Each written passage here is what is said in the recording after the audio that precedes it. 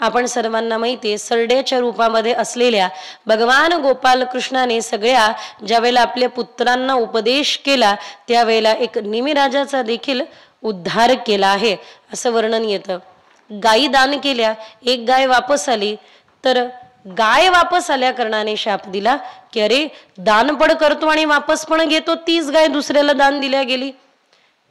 सरड्यासारखा तू रंग बदलवणारा आहेस का? म्हणूनच शाप मिळाला, पण भगवंताच्या स्पर्शाने त्याचा उद्धार झाला. आपण सर्वांना माहिती आहे, भगवान गोपाल कृष्णांचे पौत्र ज्यावेळेला अनिरुद्ध हे स्वप्नामध्ये गेले, प्रथम पुत्र साक्षात कामदेवाचाच अवतार आहे. आजही द्वारकामध्ये ज्यावेळेला भगवान गोपाल कृष्णांचा प्रद्युम्न व्यूह अवतरित असलेल्या प्रद्युम्न रूपामध्ये म्हणजे पुत्र रूपामध्ये जे भगवान गोपाल कृष्णाची द्वारकेत मूर्ती आहे ती द्वारकाधीशाची आणि प्रद्युम्नांची बिलकुल सारखी आहे, काहीच अंतर नाही. म्हणून आपण म्हणतो पण राजस सुकुमार मदनाचा पुतळा रवी शशी कळा लोपलिया. यानंतर अनिरुद्ध बाणासुराची मुलगी उषाईच्या स्वप्नामध्ये गेले, चित्रलेखाने चित्र रेखाटलं पहिले भगवंताचं कृष्ण हे का नाही, हे तर नाहीये पण असेच आहे. मग अनिरुद्धांचं महाला सगट उचलून नेलं, भगवंताने बाणासुराचा वध केला, उद्धार केला. आदी आदी नाना कथा वर्णन केल्या जातात. जोपर्यंत जरासंघ मरत नाही तोपर्यंत पांडवांचा यज्ञ पूर्ण होणार नाही. मग जरासंघा मरावा याकरता भगवान गोपाल कृष्ण आणि अर्जुन भिक्षा मागायला गेले. जरासंघ म्हणे की भिक्षेमध्ये काय पाहिजे, दानशूर होता जरासंघ, भिक्षेत काय पाहिजे म्हणे युद्ध करायचं. अर्जुना बरोबर करणार नाही, अर्जुन लहान आहे आणि तुझ्या बरोबर तर कसंच करणार नाही रे कृष्णा, तू पळपुटे आहे. काल्यवनासमोरून पळून गेले ना, रणछोड झाले ना, म्हणून तू रणछोड आहे, तुझ्या बरोबर युद्ध करणार नाही आणि अर्जुना बरोबर तर मुळीच करणार नाही, तो लहान आहे. मग कोणाबरोबर? भीमा बरोबर करेल, भीम माझ्या वयाचा आहे. भीमदादा बरोबर युद्ध ठरलं, पण मात्र कितीही वेळा प्रयत्न करून जरासंघ मरेना. देवाने इशारा केला, एक फूल घेतलं असं किंवा एक काडी घेतली आणि त्या दर्भाचे त्या काडीचे असे 2 भाग केले आणि 2 भाग करून एक या दिशेला फेकलं आणि एक या दिशेला फेकलं. त्या प्रकारेनं भीमदादांनी देखील 2 भाग केले जरासंघाचे, एक या दिशेला आणि एक या दिशेला फेकून जरासंघाचा वध झाला. अनेको कथा वर्णन करण्यात येतात. आणि मध्येच शुकदेवजी महाराज राजा परीक्षिताला म्हणताय, राजन अजून काय ऐकायचंय बरं? तर राजा परीक्षिताने विचारलं, गुरुवर्य आपल्या मुखातून कथा श्रवण करत असताना असं वाटतं जणू साक्षात मी डोळ्यांनी पाहत आहे, अनुभवत आहे. माझ्या हृदयामध्ये, माझ्या मानस पटलावर, माझ्या हृदय पटलावरती या सगळ्या कथा घडून येत आहे, एक मागू? हा. शुकदेवजी महाराजांना विनंती करत अनुनय विनय केला आणि म्हटलं, देवाचे कोणी बालपणीचे मित्र आहे त्यांची कथा सांगा. हा ऐकताच क्षणी शुकदेवांना समाधी लागली. भागवतामध्ये शुकदेवांना 3 वेळा समाधी लागलेली आहे आणि ही 3ही वेळा समाधी मंत्रोच्चाराद्वारे उतरवण्यात आलेली आहे. नंतर आता शुकदेवांना सांगण्यात आलं की ती कथा सांगा. बघा, या कथेने वाणी जिव्हा ऐकणाऱ्याचंही धन्य होतं आणि सांगणाऱ्याचंही धन्य होऊन जातं, जीवन धन्य होतं. दुसरं काय काय वर्णन केलंय भागवताने? कुठेही तुम्हाला नाव जर का मिळालं तर मला आणून दाखवा. कृष्णा सिद्धित सखा ब्रह्मणो ब्राह्मवित्तमः विरक्त इंद्रियार्थेषु प्रसन्नात्मा जितेंद्रिय. नाव नाही घेतलेलं आहे, पण भगवान गोपाल कृष्णाच्या त्या परम मित्राचं वर्णन सांगितलंय की तो मित्र आहे कसा. कसा आहे? 3 गुण आहे. देवाचा सखा व्हायचं असेल, देवाचा मित्र व्हायचं असेल तर हे 3 गुण आत्मसात करावे लागेल, म्हणजे देवाचे लाडले हो, देवाला प्रिय हो. कोणते कोणते? विरक्त इंद्रियार्थेषु प्रसन्नात्मा जितेंद्रिय. विरक्त इंद्रिय जे हातून सुटलं त्याला त्याग म्हणतात, पण जे हृदयातूनच सुटलं त्याला वैराग्य म्हणतात. विरक्त इंद्रियार्थेषु प्रसन्नात्मा, आत्मा प्रसन्न असावा. काही लोकांच्या चेहऱ्यावरती अशी 12 वाजलेले असतात, कधीच हसत नाही हो, कधीच हसायलाच तयार नाही, प्रसन्न राहायला तयार नाही. चेहऱ्यावरती मात्र सदान कळा खरंय की खोटे? धन्यवाद. हे तरी तुम्ही हसून सांगते. जीवन में सदा मुस्कुराते रहो, मुस्कुराना जिंदगी की जरूरत है, और जिंदगी जियो तो इस अंदाज से जियो कि आपको देख कर लगे जिंदगी कितनी खूबसूरत है. असं सुंदर रहा, सुंदर जगा, छान मस्त, नाही का? सदा प्रसन्न राहत, सदा हसत. हा, कुणाच्या दशक्रियेला जाऊन हसत राहू नका, नाही तर म्हणाल ताईनीच सांगितलं होतं हसत राहा. प्रसन्न आत्मा, आत्मा प्रसन्न व्हावा.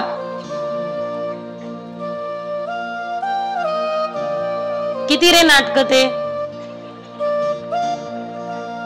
हा, गोपाल कृष्ण भगवान की.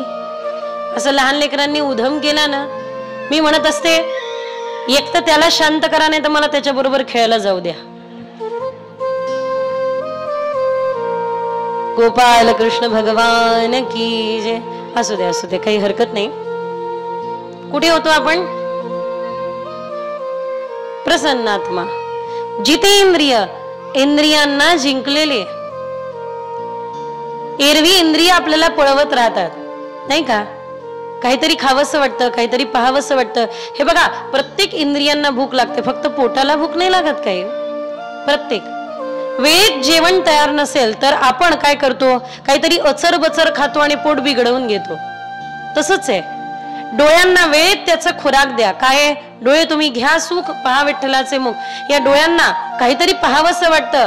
जर देव दर्शन करून दिलं नाही, मंदिरात गेला नाही, देवाला पाहिलं नाही, मोहिनीराजांना पाहिलं नाही, तर काय होईल? हेच डोळे आपल्याला वाईटातलं वाईट दृश्य पाहायला भाग पाडतील. कानाने काहीतरी चांगलं ऐका. चांगलं कानाने ऐकलं नाही तर कान आपल्याला कुणाची तरी निंदा ऐकायला भाग पडेल. आणि आश्चर्य बघा, तासोन तास या मुखाने आपण कोणाची निंदा करतो. 2-2, 3-3 तास निंदा करायची आणि नंतर काय म्हणायचं? जाऊ दे, आपल्याला काय करावं लागतं. जर तुम्हाला काही करायचं नव्हतं तर 2 तास वाया घातले कशाला, नाही का? ही निंदा आपल्याला कुठे घेऊन जाते? नाही, होऊ शकतं जर का तुम्हाला काही सद्गती मिळणार असेल या निंदेने तर करा बाबा. नाही. विरक्त इंद्रियार्थेषु प्रसन्नात्मा जितेंद्रिय. इंद्रियांना भूक लागते, या इंद्रियांना वळवा. योग्य त्याचा खुराक, त्याची आवश्यकता त्याला द्या. अशा प्रकारे या ठिकाणी गोपाल कृष्ण भगवान की वर्णन करण्यात आलं. वर्णन ज्याचं आहे त्याचा आत्मा सुंदर आहे म्हणून सुदामा, सुंदर आत्मा. एकदा सुदामाजींची पत्नी म्हणते, अहो मी असं ऐकलं तुमच्या बालपणीचे मित्र द्वारिकाधीश झाले, द्वारिका नरेश झाले, मग आपल्या या गरिबीकडे पाहता त्यांच्याकडे जात का नाही? भगवान गोपाल कृष्णाच्या प्राणप्रियतम सखा सुदामा आपल्या पत्नीला म्हणतो, अगं काय सांगू माझ्या मित्राचं मैत्रत्व. अगं तो करुणावरुणालय आहे, भक्तवत्सल आहे. सुदामाजी स्पष्ट वक्ताय. एका राजाची स्तुती करायला बोलवलं, विचार केला की याला धन मिळेल. स्तुती तर केली नाही, पण त्या मदोन्नत असलेल्या राजाला पाहिलं, त्याला खूप निंदा केली. अरे व्यर्थ जन्म गेला तुझा.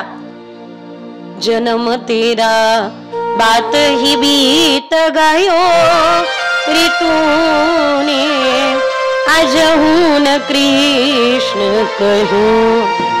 जन्म तेरा बातों ही बीत गायो ऋतूने अजहून कृष्ण कहो.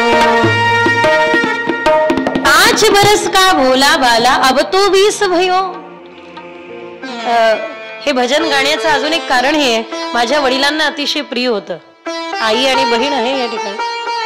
आम्हाला पहिलं शिकवलेलं बाबांनी मला आणि माझ्या बहिणीला शिकवलेलं पहिलं भजन हेच. जन्म तेरा बातों ही बीत गायो ऋतूने अजहून कृष्ण कहो. वृद्ध भयो तब आलस उपजी तब नित कंठ रयो. माया जोड़ी तूने लाख करोड़ी व्यर्था जन्म गयो. रे तूने अजहून कृष्ण कहो. अरे आयुष्यभर माया जोडत राहिला, पण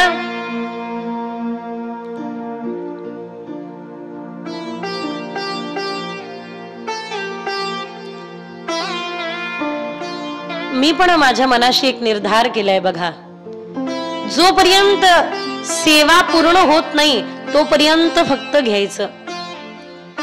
मी अगोदरही सांगितलं, जोपर्यंत स्वप्नपूर्ती होत नाही, विठ्ठल रुक्मिणी आईसाहेबांच्या सासरवाडीला आईसाहेबांना विराजमान करत नाही तोपर्यंत मात्र फक्त घ्यायचं.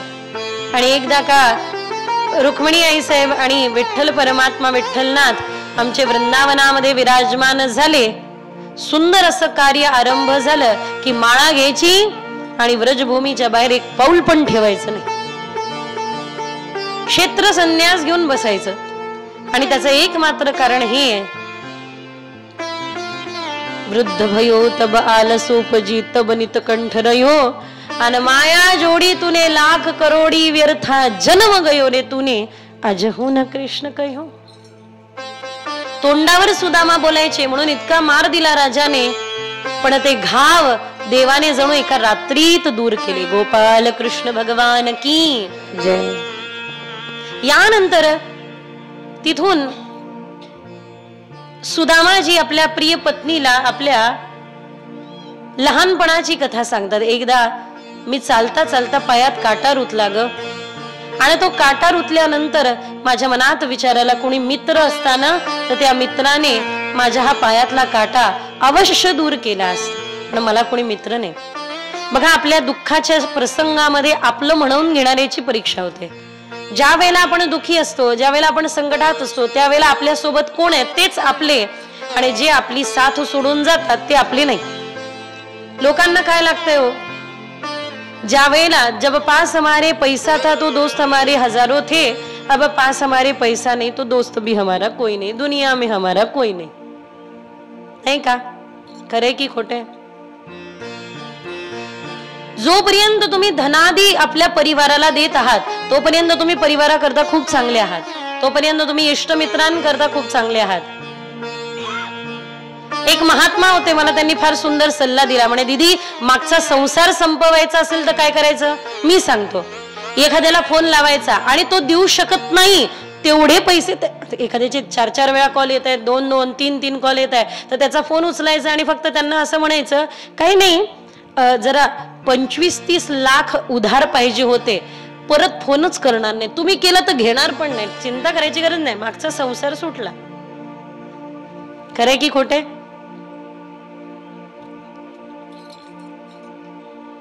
चांगला उपाय आहे की नाही? हळूहळू हळूहळू पाहिजे असो नसो म्हणायचं. उधार घेणारा आणि उधार देणारा देण्या अगोदर 4 वेळा विचारतो कधी परत करणार. म्हणून आपल्या जीवनामध्ये संकट आले की ही आपली परीक्षा नाही, आपले मनवून घेणाऱ्याची परीक्षा आहे. जे खरोखर आपले ते राहतात आणि जे चुकीचे ते निघून जातात. पायामध्ये काटा रुतला, कोणीही नव्हतं माझं, दुःख सांगावे कुणाला, प्रभू तूची सखा मुचा उरला. त्यावेळेला तिथून रथ चालला होता, तो थांबला. रथावरती आरूढ होऊन भगवान गोपालकृष्ण सांदीपनी ऋषींच्या आश्रमामध्ये शिकायला निघाले होते. मी मुलींना नेहमी सांगत असते, सांदीपनींकडे का शिकायला गेले उज्जैनला? ऐका, सांदीपनींचे जे गुरु आहे त्या गुरूंना एक रोग झाला, खूप राग, सगळ्यांना खूप मारलं, शिष्य सोडून गेले. सांदीपनी ऋषी मात्र सेवा करत राहिले. तर आजार बरा झाला, सेवा इतकी मनोभावे केली की गुरूंचा आजार बरा झाला. आणि त्यावेळेला गुरूंनी विचारलं, अरे बाबा सगळे शिष्य मला सोडून गेले, तू मात्र माझ्या जवळ राहिला, कारण काय? म्हणे, नाही नाही गुरुदेव, मी तुम्हाला हृदयातून सर्वस्व मानलंय, तुम्ही माझे सर्वस्व आहात, तुम्ही माझे पिता आहात, तुम्हाला सोडून जाणं शक्य नव्हतं. त्यावेळेला शिष्य रूपामध्ये सांदीपनींकडे पाहून गुरुदेवांनी आशीष दिला की हे बघ, मी तुला आशीर्वाद देत आहे, तू योग्य शिष्य बनून दाखवलंस बाळ, म्हणून एक दिवस या जगताचे गुरु तुझा शिष्य बनून येईल. कृष्णं वंदे जगद्गुरु, तुला शिष्य रूपात प्राप्त होईल आणि तुझ्या गुरुत्वाची कीर्ती वाढवेल. त्यामुळे मी मुलींना कधी खूप रागवलं तर म्हणत असते, ही कथा परत सांगत असते. विनोदाचा भाग वगळला न, मी ते गुरु रूपामध्ये आहे न त्या पद्धतीने. काल परवा माझ्याकडे कोणीतरी आलं आणि म्हटलं की दीदी ताई सुंदर त्यांच्या परंपरामध्ये वारकरी संप्रदाय आणि सुंदर भजन आदी फार सुंदर भजन गायलं. त्यांच्या वडिलांनी पण प्रवरेच्या तटावरती माऊली गीता सांगतात. मग प्रत्येक पहिल्या अध्यायात काय, दुसऱ्या अध्यायात काय, असं फार सुंदर भजन गायलं. त्या मला म्हणलं की दीदी माळ घालायची आहे. मी त्यांना एकच निवेदन केलं की ताई माळ मी घालत नाहीये, तुम्ही पैस खांबाजवळ जा, माळेचा स्पर्श करून घ्या, माळ गळ्यात घालून घ्या आणि माऊलींनाच आपलं सर्वस्व माना. गुरुपौर्णिमेला माऊलींचंच पूजन करा, कारण माऊलीच आपलं सर्वस्व आहे. हा फक्त मला माध्यम मानलं म्हणून मी फक्त एवढं म्हणेल की हे नाम जपा, जे नाम उघडपणे माऊलींनी टॉर्च लावून कोणावरती शक्तिपात केला नाही. हरिपाठामध्ये तर माऊलींनी एक साथ सगळ्यांना शक्तिपात करत म्हणलं, अरे बाबा रामकृष्ण हरी मंत्र हा जपावा सर्व काळ. सगळ्यांना एक साथ खुलं करून दिलं भांडार. सगळे जपा, सगळे गा, सगळे म्हणा. तिथे कुठलेच द्वार नाही की वाड बंद केले नाही, सगळे द्वार माऊलींनी उघडले. आणि फक्त उघडले नाही तर त्या द्वारावरती मुक्ती आणून ठेवल्या. देवाची द्वारी उभा क्षणभरी म्हणून, नाही का? केवढा मोठा अधिकार हा, केवढा मोठा अधिकार. मला लोक म्हणतात देवाची द्वारी उभा क्षणभरी, म्हणजे देवाच्या द्वारावर थोड्या वेळ उभं राहिल्याने चारी मुक्ती मिळतात. मग ते देवाचं द्वार कोणतं, ते चिंतन मी पण केलं. माऊलींनी जे सांगितलं असेल ते तर मला सांगता यायचं नाही, कारण शास्त्र अभ्यास माझा तेवढा नाही. शास्त्रार्थ सांगता येणार नाही, पण भावार्थ सांगू इच्छिते. माझ्या करता तरी देवाची द्वारी उभा क्षणभरी, ते देवाचं द्वार म्हणजे माझ्या माऊलींचं गुरुद्वार आहे. गुरुद्वारा जा, गुरुद्वार नाही गुरुद्वार बनते है, आणि देवापर्यंत पोहोचवतात. म्हणून गोपाल कृष्ण भगवान की. गुलाबराव महाराजांनी माऊलींसाठी एक अभंग रचलेला आहे, तो तेवढा गाऊया आणि मग परत सुदामा चरित्राकडे वळूया. कृपाळी स्नेहाळी जाणत्या पामरा, कृपाळी स्नेहाळी जाणत्या पामरा,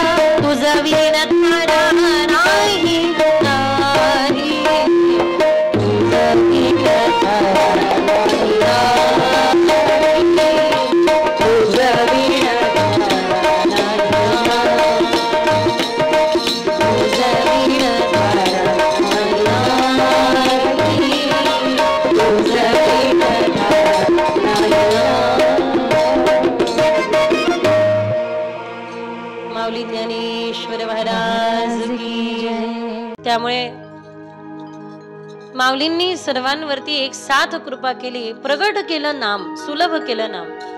पायामध्ये काटा रुतलाय आणि सुदामाजी विचार करताय की हा पायातला काटा कोणीतरी काढावा. काढणाऱ्या समर्थ एक मात्र भगवान गोपाल कृष्ण. रथ थांबवला देवाने. ऐकलं का दाऊ? बलराम दादांना म्हणताय, ऐकलं दाऊ? मला कोणीतरी हाक मारतंय. दाऊ दादा म्हणतात, कान्हा कसं कळतं रे तुला की कोणीतरी तुला बोलवतंय? अरे कोणी दुःखात आहे, तुझा भक्त त्रासात आहे, तुला कळतं कसं? कन्हैया म्हणतात, दाऊ दादा डोक्यावरती केस किती आहे कोणाला मोजता आले काय? तसे माझे भक्त किती आहे मला मोजता नाही आले, पण एक केस जरी ओढला तरी कुठे दुखतंय हे कळतं ना. तसं एक भक्त जरी दुखी असेल तरी मला मात्र कळून येतं, त्याचा दाह त्याच्या वेदना माझ्यापर्यंत पोहोचल्याशिवाय राहत नाही. अशा प्रकारे भगवान गोपाल कृष्ण पोहोचतात आणि सुदामाजींचे चरण जवळ घेतात. म्हणून तर म्हणलंय, कृष्णा सिद्धित सखा ब्रह्मणो ब्राह्मवित्तमः अन विरक्त इंद्रियार्थेषु प्रसन्नात्मा जितेंद्रिय. ते पाय जवळ घेऊन हातानी नाही, बोटानी नाही, तर आपल्या दाताने, आपल्या मुखाने सुदामाजींच्या पायातला रुतलेला काटा दूर करतात. माझा सखा आहे तू, माझा मित्र आहे तू. देव अनेक लीला करतात आपल्या मित्राबरोबर. अहो एक कथा कलियुगातली. श्रीनाथजी श्यामसुंदर गिरिराज धरण भगवान उभे आणि गोविंद स्वामींना खडे मारताय. गोविंद स्वामी देवाचे फार चांगले उपासक, गुसाईजींचे शिष्य, खडे मारताय. एक दगड मारला, दुसरा दगड मारला, तिसरा दगड मारला. त्यावेळेला गोविंद स्वामींनी पण एक दगड उचलला, जोरदार ठाकूरजींना मारला. गुसाईजींच्या लक्षात आलं की एवढा मोठा दगड देवाला लागला. देवानी असं केलं. असं लागल्यानंतर कसं होतं, देवानी सिसकारी भरली. अरे काय झालं? तर ठाकूरजींनी सांगितलं गुसाईजींना की या गोविंदाने मला दगड मारला. का रे गोविंदा,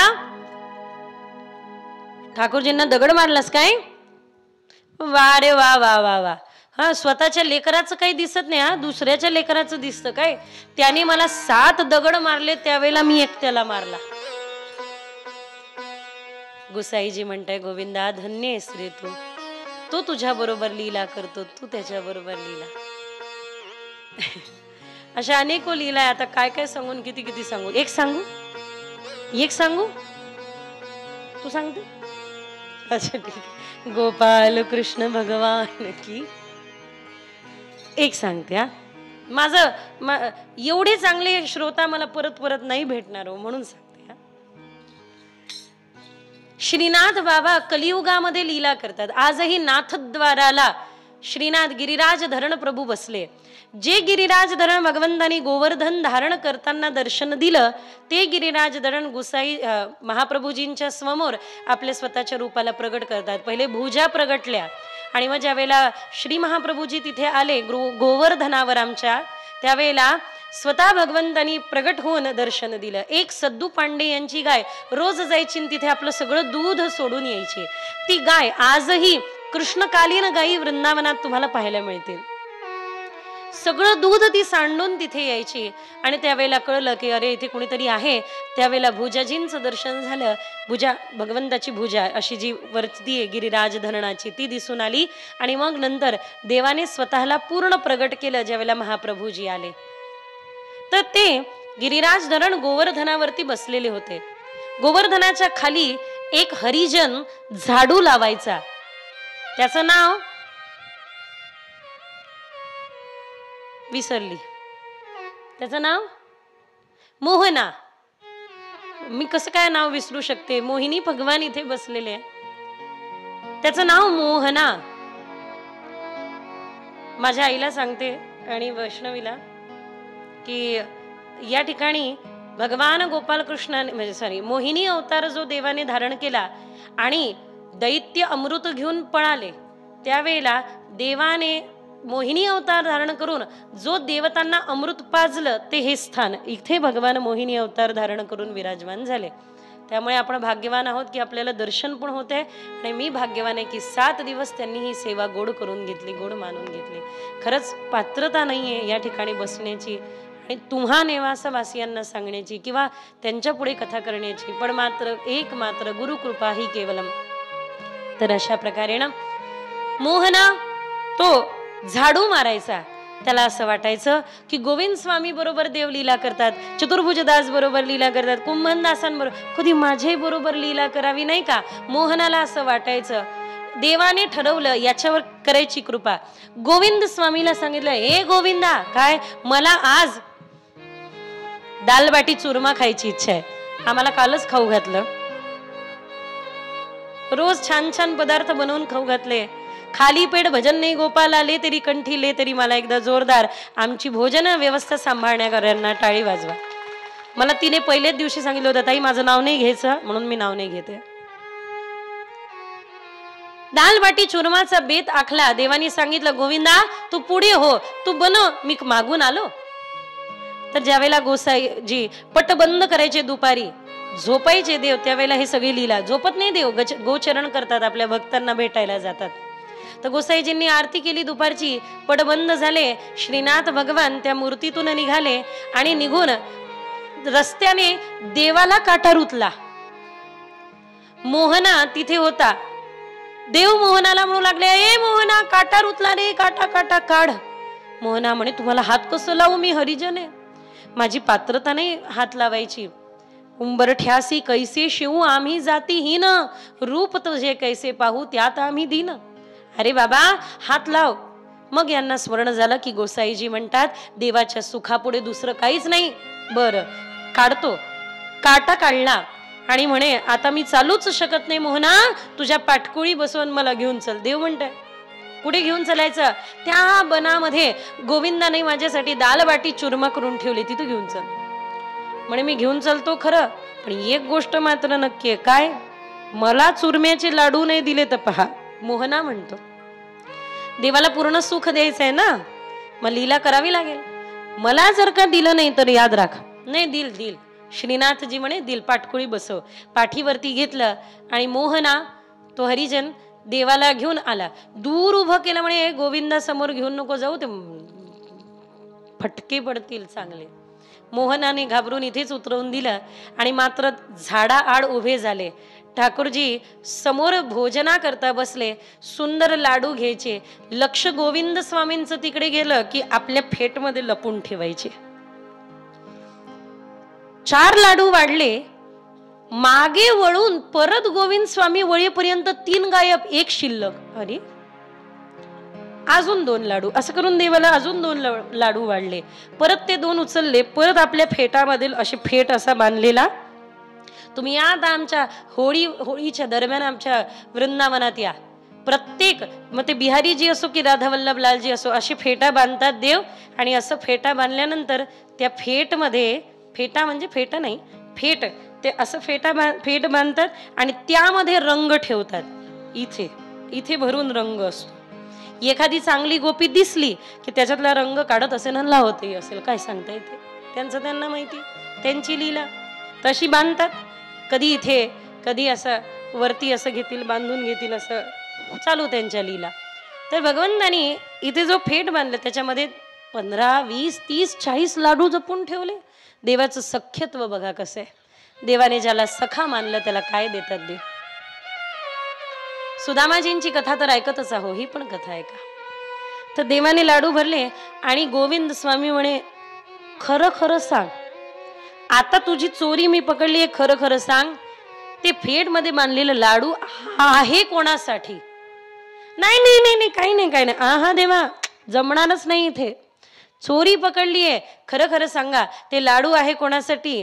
ते काय आहे ना, येता येता मला काटा रुतला. हा देवा, कुठे रुतला? पाय दाखवला देवाने. नाही नाही म्हणे, आता काढला, निघाला. कोणी काढला? तो गिरिराजाच्या खाली झाडू मारणारा मोहन आहे ना, त्याने काढला. म्हणजे त्याने हात लावला. हो. अरे त्याच्याच पाठीवर बसून मी इथे आलो, हात मारला मोहनाने कपाळाला, काही खरं नाही. मोहनाच्या पाठीवर बसून आलास काय? अरे गोसाईजी, त्या मंदिरामध्ये तुझे किती सवळं ववळं सांभाळतात. चल. काय चल? चल. कुठे? चल, यमुनेमध्ये स्नान करून मग चल. कोण म्हणताय? गोविंद स्वामी म्हणतायत देवाला, पहिले स्नान करायचं मग चलायचं. मंदिरातले नियम आहे. इकडचे नियम नसले तरी मंदिरात नियम आहे. मंदिरात मी तुला असं उभं राहू देणार नाही. कुठून कुठून हा काय काय हात लावून आला. चल, पहिले स्नान कर. कन्हैया म्हणताय अरे एवढी थंडी गोविंदा, जरा राहू दे ना. नाही नाही, असं कसं, स्नान तर करावंच लागेल. तर गोविंद स्वामींनी सांगितल्यानुसार देव उभे झाले जमुनेच्या काठावर. म्हणे अरे नाही बाबा, स्नान करता येणार. बरं ठीक आहे म्हणे, काम कर, 3 वेळा आचमन कर. केशवाय नमः गोविंद, देवालाच करायला लावताय हा. 3 वेळा आचमन कर, गोविंदाय नमः, केशवाय नमः, माधवाय नमः. ठीक आहे म्हणे, करतो म्हणे, काही हरकत नाही. 3 वेळा आचमन करायला ठाकूरजी गेले. तेवढ्यात मागून गोविंदाने जोरदार धक्का दिला. गोविंद स्वामींनी धक्का दिला. ठाकूरजी जमुनेत बाहेर काढले आणि तसेच उभे केले. ओले चिंब. उसाईजी म्हणतात देवा, ओलेहून आले कुठून, काय सांगता येतं. तुम्हा सगळ्यांच्या मध्ये कुठेतरी तो कोणत्या तरी रूपामध्ये बसला असेल, काय सांगता येतं. कुठेतरी केव्हा तरी आपल्या मागे पुढे तो नक्कीच डोलून लीला करेल. भावना ठेवा, कधी ना कधी त्याच्या लीला आपल्याला अनुभवता येतील. काय सांगता येतं. पैस खंबाच्या तिकडे गोल गोल फिरून फिरून फिरून आपल्याला दर्शन देईल. अनेक लीला निरंतर देवाच्या सुरू आहे. आज देवानी लीला केली. सुदामाजींच्या हृदयात प्रेरणा दिली. कशी. सुदामाजींना तो बालपणीचा प्रसंग आठवला. चणे लपून ठेवले होते गुरुमातेने दिलेले. देवाने ज्यावेळेला समिधा गोळा करायला निघाले त्यावेळेला विचारलं, सुदामा अरे गुरुमातेने काही खायला दिलाय का. म्हणे काही नाही कान्हा. मग तुझे दात कसे वाजते. थंडीने वाजते, थंडीने. अच्छा, थंडीने वाजताय काय. माझ्या देवाच्या वाचून मी सगळे चणे खाल्ले, माझे देव उपाशी राहिले ग. सुदामाजींच्या हृदयामध्ये बसून देव एकच म्हणताय, एकदा तरी भेटायला या ना. वर्ष होऊन गेले, तुमची माझी गाठ भेट नाही.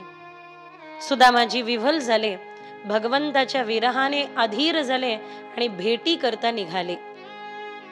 माहिती होतं सुदामा तोंडाने काही मागणार नाही, म्हणून त्यांच्या पत्नीने 4 घरून 4 रंगाचे पोहे गोळा केले, सुदामाजींना दिले. सुदामाजींनी अडकवले, कारण माहिती होतं किमान 4 रंगाचे पोहे पाहिल्यानंतर तरी देवाला कळून येईल की यांच्या घरात खायला काही नाही, भिक्षा मागून राहत आहे.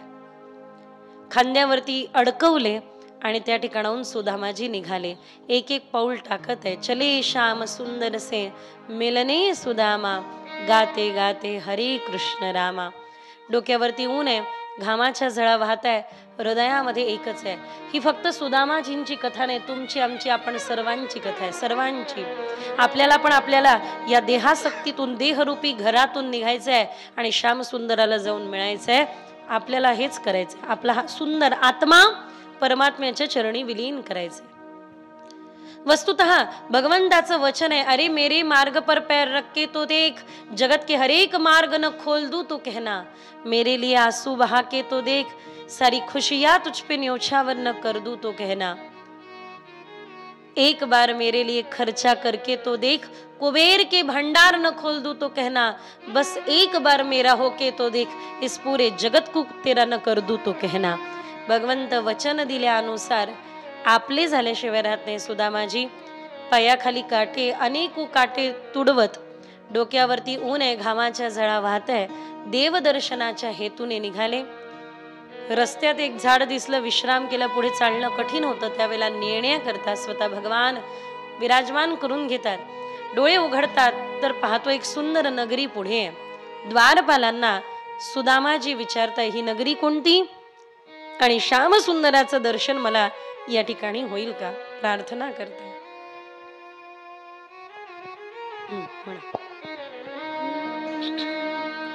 देखो देखो ये गरीबी कहा कृष्ण के दर पे विश्वास लेके आया हूँ, मेरे बचपन का यार है मेरा श्याम, यही सोच कर मैं आस लेके आया हूँ.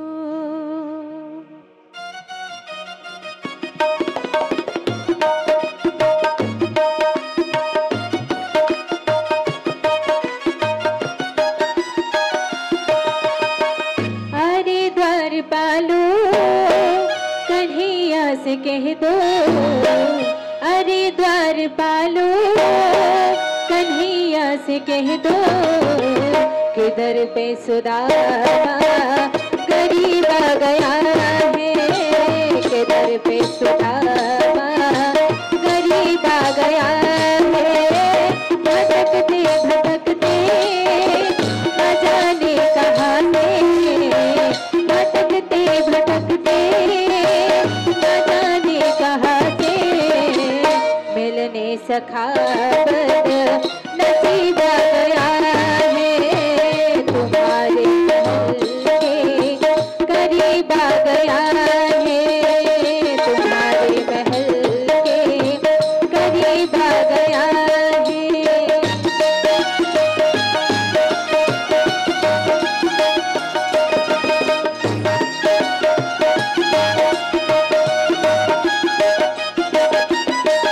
न सिर पे है पगड़ी कमर पे है जामा, बता दो कन्हैया को नाम है सुदामा हो, बता दो कन्हैया को नाम है सुदामा, बता दो कन्हैया को नाम है सुदामा। न सर पे है पगड़ी न तन पे है जामा, बता दो कन्हैया को नाम है सुदामा हो।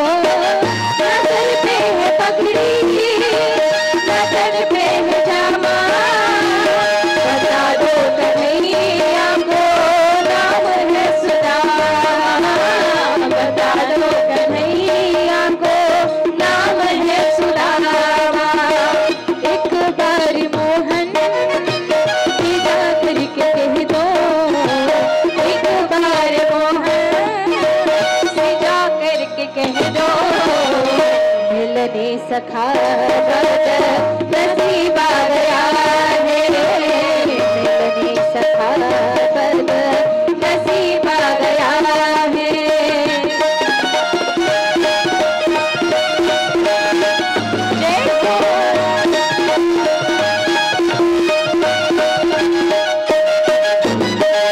सुनते ही दौड़े चले आए मोहन, लगाया गले से सुदामा को मोहन हार, लगाया गले से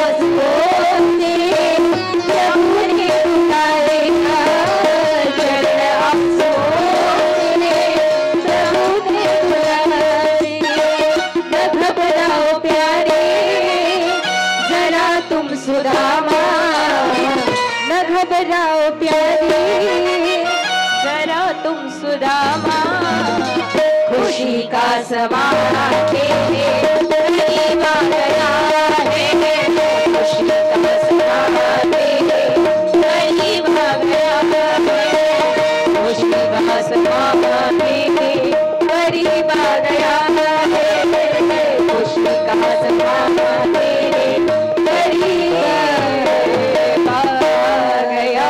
गोपाल कृष्ण भगवान की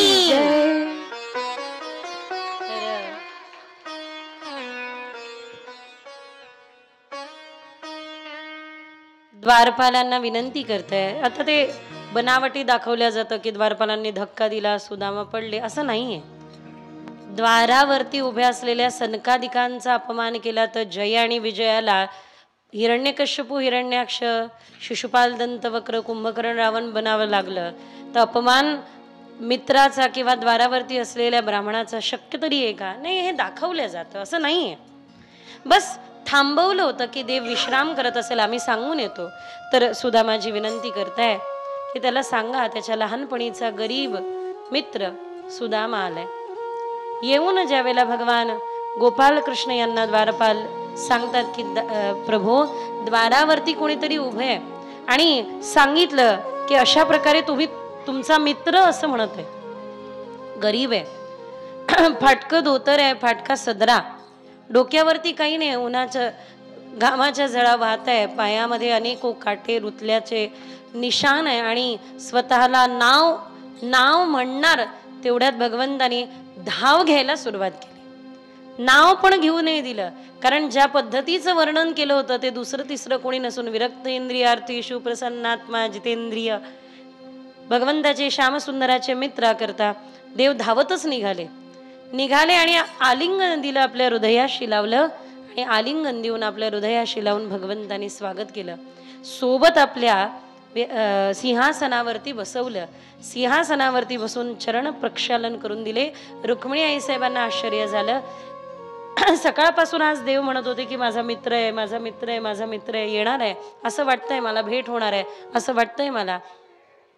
तर रुक्मिणी आईसाहेबांनी विचार केला होता की असेल बा कोणीतरी असं विशेष की जे हत्ती घोड्यांवरती बसून येईल आणि काय काय नव्हे ते सगळं.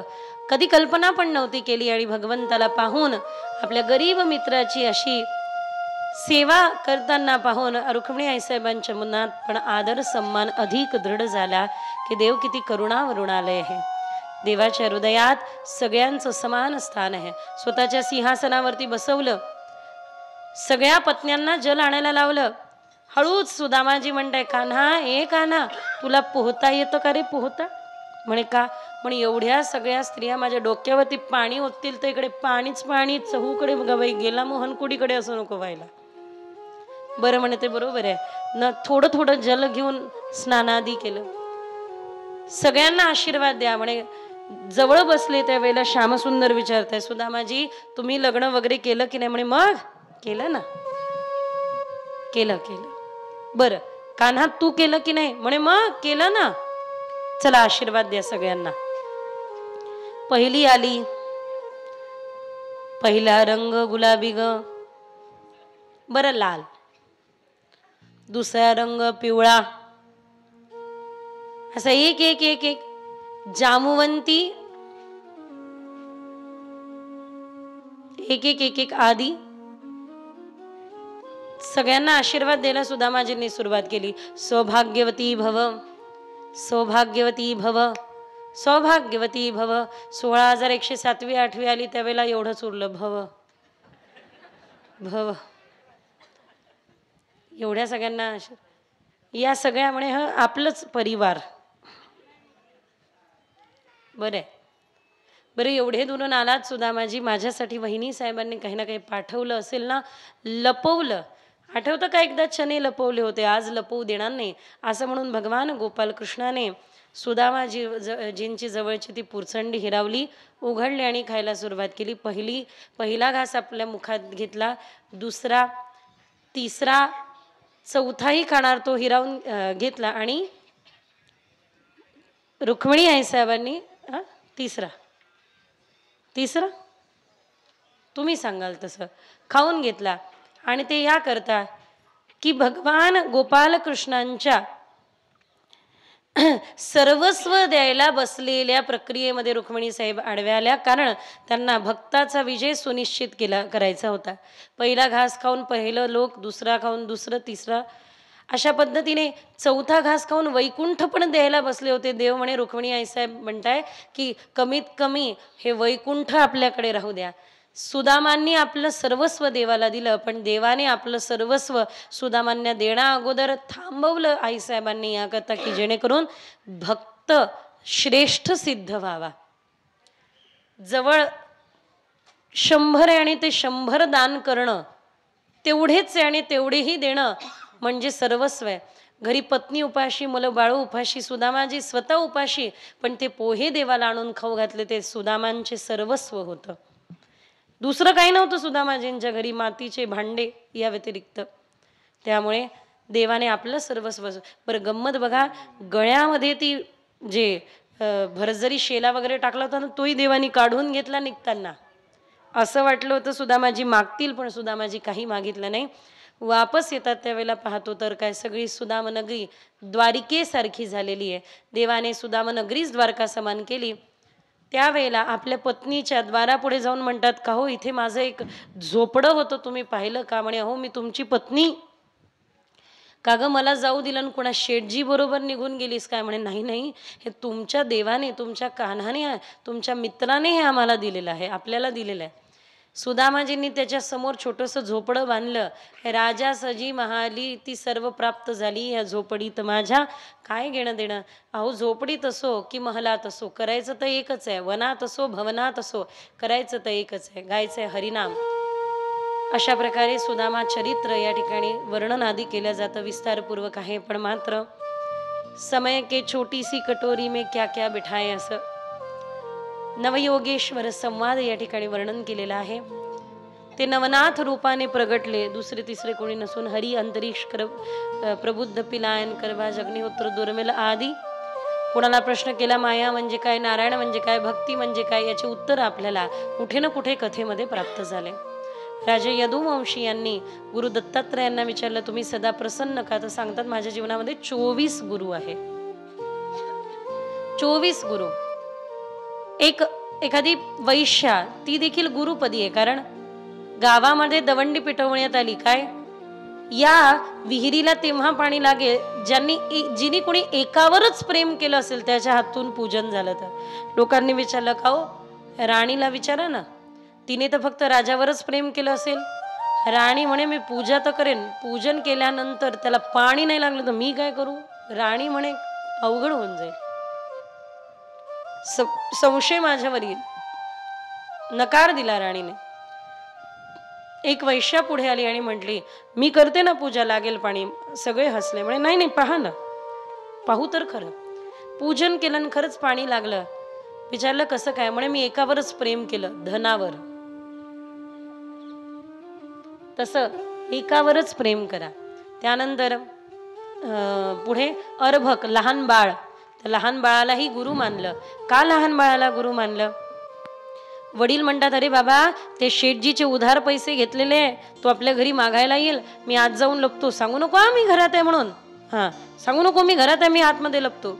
शेठजी येतात, कुठे आहे तुझा बाप? माझे पैसे घेतले आणि इकडे तिकडे फिरतोय. माझे बाबा आत लपले, पण जाता जाता सांगून गेले की सांगू नको मी घरात आहे. तर ते घरात नाहीये.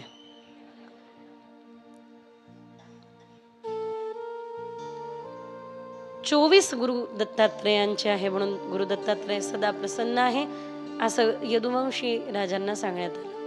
अंततो गत्वा भगवंताने द्विधा वानराचं संकट जे वृंदावनावर आलं ते दूर केलं बलराम दाऊंच्या द्वारे. ब्रज आणि द्वारिका मिलन संपन्न झालं. भूमी कुरुक्षेत्र अनेको वर्णन या ठिकाणी केले जातात. अंततो गत्वा भगवान निजधामाची कथा या ठिकाणी वर्णन करतात. सांभ या पुत्रामुळे यदुवंशीयांचा मृत्यू एका मुसळामुळे होईल असं सांगितलं.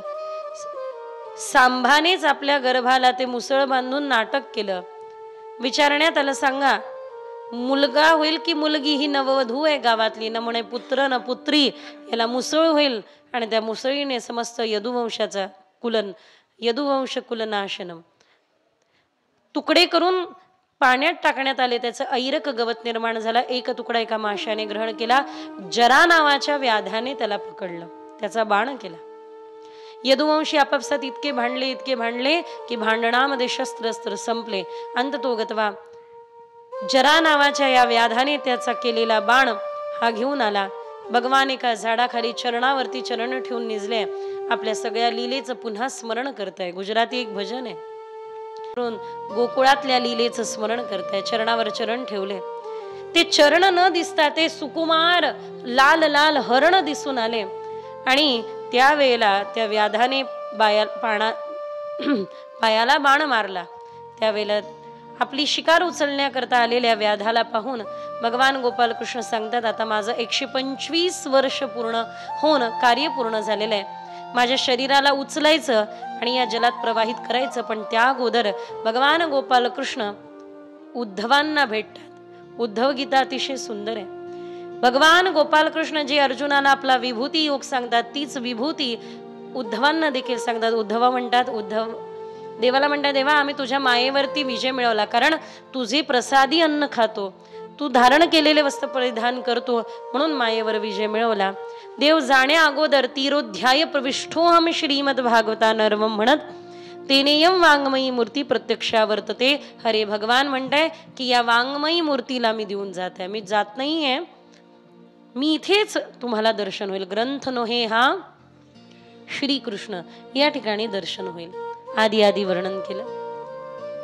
भगवान गोपाल कृष्णाच्या शरीराला जलामध्ये प्रवाहित केलं गेलं. मी भागवतात तर नाही वाचलं, पण महात्म्यांच्या श्रीमुखातून ऐकलं की त्याच शरीराने कलियुगाला आधार देण्यासाठी 3 रूप धारण केले. एक, जगन्नाथपुरीचे जगन्नाथजी आजही एक ओणकं वाहत येतं आणि त्याचा जगन्नाथ भगवान बनवले जातात. जगन्नाथपुरीचे जगन्नाथजी, दुसरे तिरुपतीचे बालाजी आणि तिसरे ते म्हणजे महाराष्ट्राला मिळालेलं परमवरदान.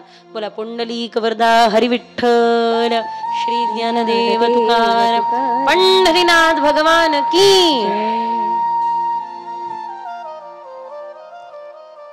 प्रलयाचं वर्णन 11-12 स्कंदाद्वारे केलं जातं.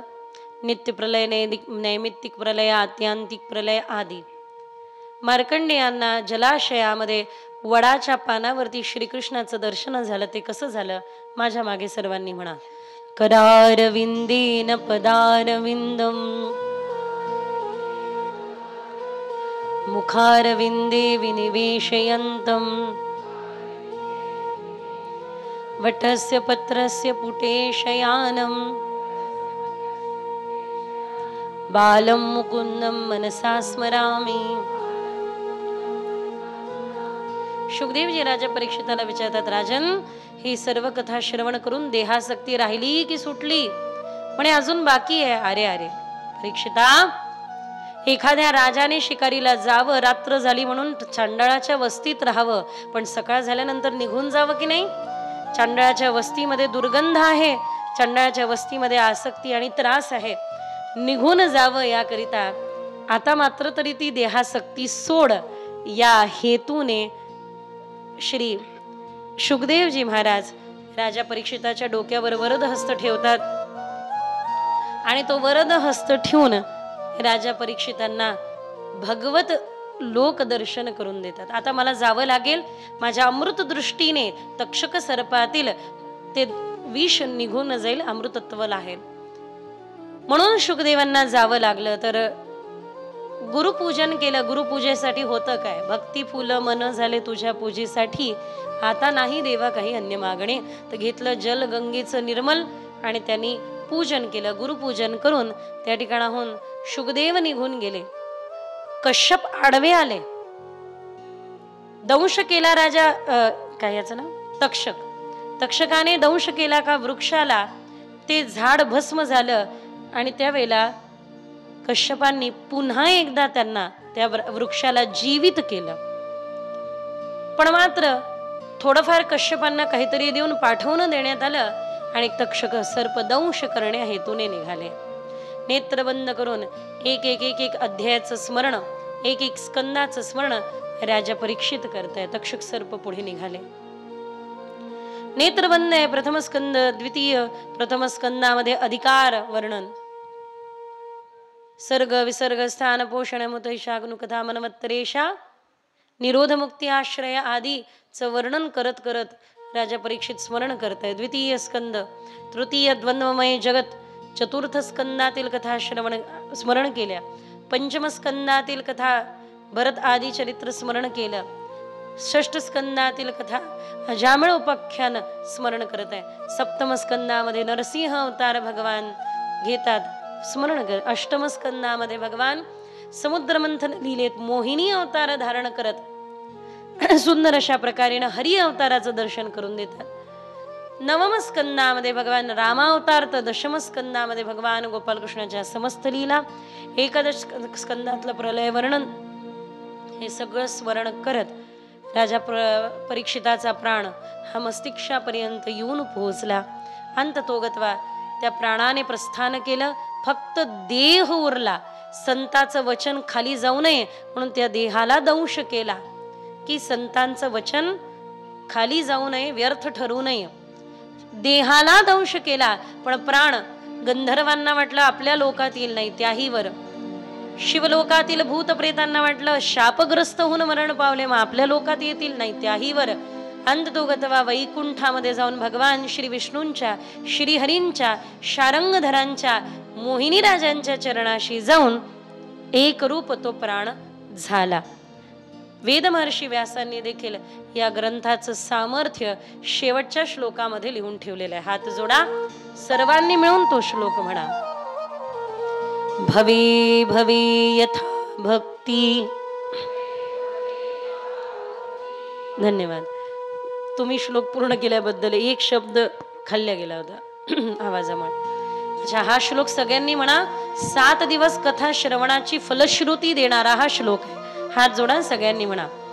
भवे भवे यथा भक्ती, भवे भवे यथा भक्ति, पादयोस्तव जायते, पादयोस्तव जायते, तथा कुरुष्व देवेश, तथा कुरुष्व देवेश, नाथस्तवनो यथा प्रभो, नाथस्तवनो यथा प्रभो, नाम संकीर्तनं यस्य, नाम संकीर्तनं यस्य, सर्व पाप प्रणाशनं, सर्व पाप प्रणाशनं, प्रणामो दुःख शमनस्, प्रणामो दुःख शमनः, त्वं नमामि हरिपरं, तं नमामि हरिं परं, नमामि हरिपरं. तं नमामि हरिं परं. सगळ्यांनी सोबत म्हणा. नाम संकीर्तनं यस्य सर्व पाप प्रणाशनं, प्रणामो दुःख शमनस्तं नमामि हरिपरं. प्रणामो दुःख शमनस्तं नमामि हरिं परम्. ॐ पूर्णमद पूर्णमिदं पूर्णात् पूर्णमुदच्यते, पूर्णस्य पूर्णमादाय पूर्णमेवावशिष्यते. ॐ शांति शांति शांतिः. हरये नमः, हरये नमः, हरये नमः, हरये नमः. गोपाल कृष्ण भगवान की जय, मोहिनी राजा भगवान की जय, लक्ष्मी माता की जय, माऊली ज्ञानेश्वर महाराज की जय. झालेली सेवा सद्गुरुचरणी समर्पित करते. जे काही चुकीचं आहे ते निश्चित माझंच आहे, या बुद्धीचा दोष समजावा. जे काही उचित आहे ते माझ्या गुरुवर्यांचं आहे, माझ्या माऊलींचं आहे, माझ्या आईंचं आहे, असं समर्पित करते. आणि हे लेकराचे बोबडे बोल तुम्ही एवढे गोड करून घेतल्याबद्दल आपण सर्वांना कृतज्ञता व्यक्त करते. आपण सर्वांना एक विनंती, आज भागवत कथा प्रवक्ता या नात्याने या व्यासपीठावरती बसल्या कारणाने, व्यासपीठा अधीन असल्या कारणाने मला आपण सर्वांना आशीर्वाद देण्याचा अधिकार आहे. तोच आशीर्वाद तुम्ही मला देखील द्यावा अशी मी प्रार्थना करते. सदा प्रसन्न राहा. भगवंताची, मोहिनीराजांची सेवा करत राहा आणि भगवंताच्या नामाचं विस्मरण होऊ नये. अहंकाररहित भक्ती सदा तुमच्या हृदयात नांदो हीच ईश्वरचरणी प्रार्थना करते. तुमच्या हातून देश देव धर्माचं कार्य सदा होत राहो. आपली संस्कृती तुम्ही जपून ठेवत, भगवत चिंतन करत देवाच्या स्वरूपाशी एकरूप होऊन तदसेवा प्राप्त करो, इहलोकी पण आणि परलोकी पण. हेच आशीर्वाद मला पण द्यायचे. हा, या ठिकाणी ही परंपरा मला माझ्या वडिलांकडून प्राप्त झाली. माझे आजोबा पांडे गुरुजी, आजोबांनी निरंतर सेवा केली. समर्थ हायस्कूल समर्थांच्या वचनांवर चालणारे, रामांची उपासना करणारे, नारदीय कीर्तन परंपरा आमच्याकडे पण सेवेमध्ये होती. त्यानंतर वडिलांनी ही सेवा सांभाळली. मी आणि माझी छोटी बहीण हरिभक्तीपरायण आमच्या वैष्णवीताई, ती देखील ही सेवा सांभाळते. आता जबाबदारी पण आहे, पण मात्र जबाबदारी सांभाळत सेवा सांभाळते. माझी आई तिच्या मुलींना चिमणी कावळ्या दाखवत फिरते आणि ती कथा करत असते आणि ती नाचते तिकडे. मग दोघी, रुक्मिणी आणि भामिनी, दोघी जणी आहे आणि दोघी भगवंताच्या सेवेमध्ये रत आहे. फार सुंदर. तर माझ्या आईकडून देशभक्तीचा वसा आहे. तो म्हणजे असा की भगतसिंगांबरोबर जे सावरगावकर लढले, ते सावरगावकर म्हणजे माझ्या आईचे आजोबा. तर आईच्या मांडीवरती त्यांचा प्राण सुटला. तर ते आईला कायम म्हणायचे की सुवर्णा, तुझं नाव सुवर्ण आहे पण तुझी चांदी होईल. तिच्या चांदी आम्ही दोघी बसलो इथे. विनोदाचा भाग सोडला, विनोद जर का बाजूला ठेवला, तर लहानपणापासून आजी आजोबा आईकडून हा वसा मिळाला. देशभक्तीचा वसा आईकडून माहेरी आईच्या, आणि वडिलांकडून देवभक्तीचा हा वसा. तशा दोनही प्रकारची सेवा जेवढं होईल तेवढं करण्याचा प्रयत्न करत आहे. गुणीजन तयार व्हावे असा एक उद्देश घेऊन चालतोय. आणि या सगळ्या, या माझ्याच बहिणी, माझ्याच मुली, या सगळ्या येऊन ज्यावेळेला हृदयाला असं आलिंगन देतात, भेटतात, त्यावेळेला वात्सल्याचा झरा हृदयातून फुटतो.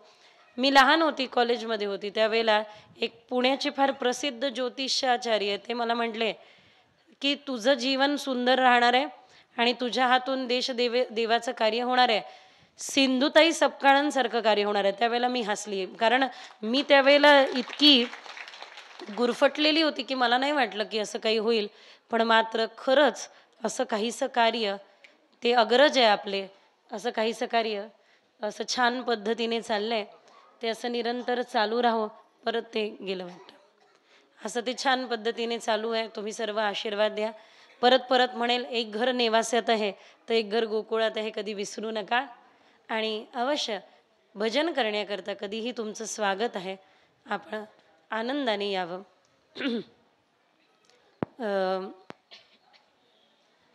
उर्वरित जी सेवा आहे ती मोहिनीराजांच्या चरणी समर्पित करते.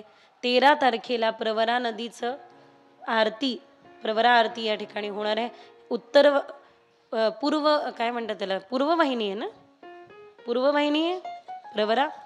तर अमृतवाहिनी असल्या कारणाने ही प्रवरा आपण सर्वांना फार आशीर्वाद देणारी आहे. 55वा हा उत्सव आणि त्याची ही संस्मरणीय अशी भागवत कथा. पहिल्या दिवसापासनं आपल्या वाणीनं दिदींनी जी मोहिनी घातली आपल्या सर्वांना, ती शेवटपर्यंत खिळवून ठेवली. आणि हा संत समागमाचा भक्तीचा झरा संपूच नये असं वाटत असताना आज आपण या समारोपाकडे वळतो आहोत. मनामध्ये नसलं तरी काही सूचना द्यायच्या आहेत. आपल्या नेहमीप्रमाणे उद्या सकाळी 8 वाजता गीता पठण आणि विष्णू सहस्रनामाचा पाठ होणार आहे. तर सर्व भाविकांनी त्याचा लाभ घ्यावा. त्यानंतर उद्या सायंकाळी परंपरेप्रमाणे भळंदाचा कार्यक्रम होणार आहे. त्यासाठी सर्वांनी उपस्थित राहावं. आणि जसं या उत्सवाचं आकर्षण हे भागवत कथा आहे, तेवढंच चांगलं सुश्राव्य आपल्या सर्वांना आवडणारं असं दिनांक 13 ते 16 असं नम्रताताई व्यास निमकर यांचं नारदीय कीर्तन होणार आहे. त्यासाठी देखील आपण मोठ्या संख्येनं उपस्थित राहावं अशी मी सर्वांना विनंती करीन.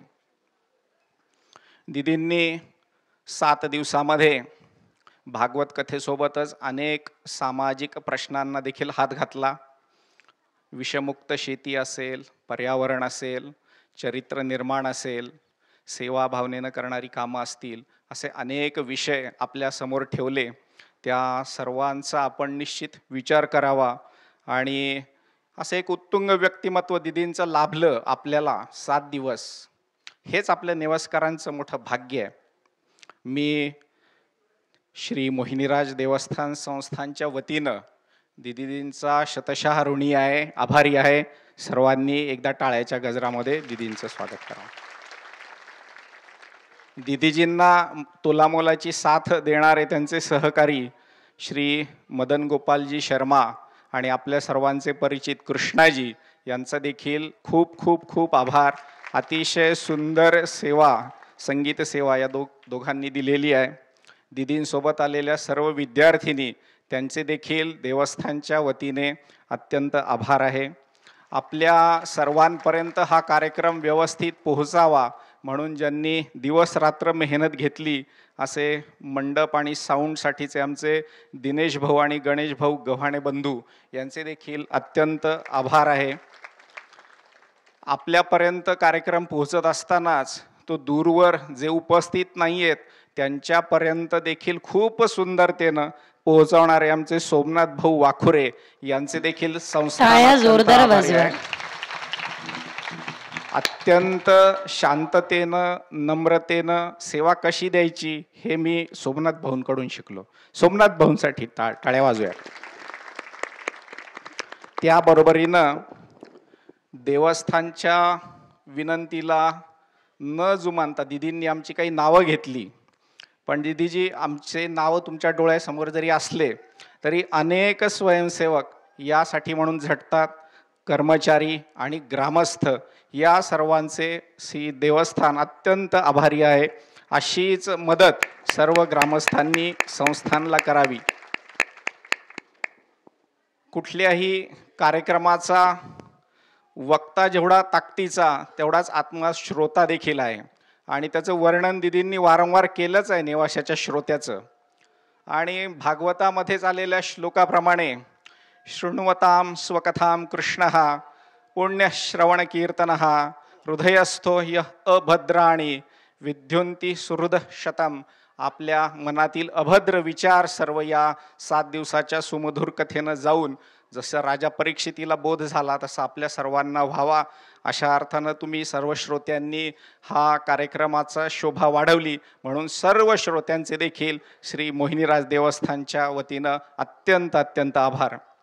नजर चुकीनं आमचे भागवत कथेचे संहिता वाचक गंधे गुरुजी यांचं नाव राहिलं, क्षमा मागतो गुरुजींची. गुरुजींची ही माझ्या माहितीप्रमाणे 7वा-8वं वर्ष सेवा आहे. त्यांचे देखील देवस्थानच्या वतीनं आभार. आणि अजूनही नजर चुकीनं जर कोणाचा उल्लेख राहिला असेल तर त्यांची माफी मागतो आणि त्यांचे देखील आभार मागतो. जे जे काही उत्तम घडलं या सप्ताहामध्ये ते भगवान मोहिनीराजाच्या चरणी अर्पण. ज्या ज्या काही त्रुटी राहिल्या असतील त्याच्यासाठी दिलगिरी व्यक्त करतो, माफी मागतो. पुढचा 256वा उत्सव याहीपेक्षा चांगला करू याची देवस्थानच्या वतीने मी तुम्हाला ग्वाही देतो.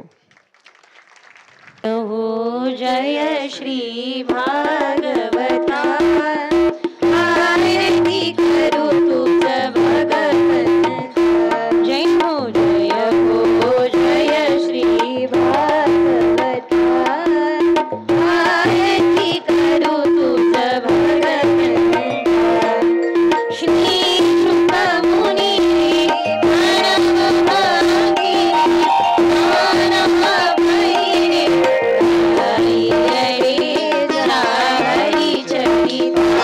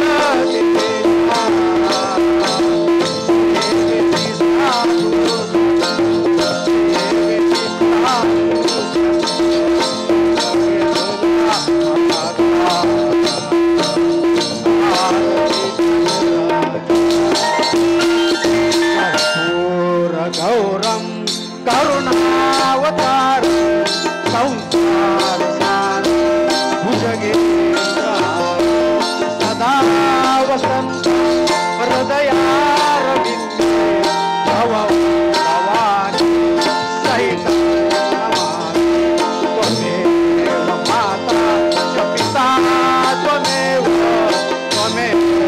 बन्धु च सखा त्वमेव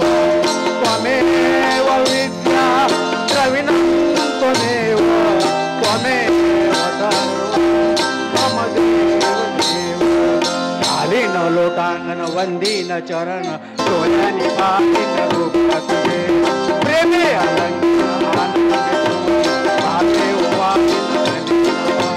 त्वमेव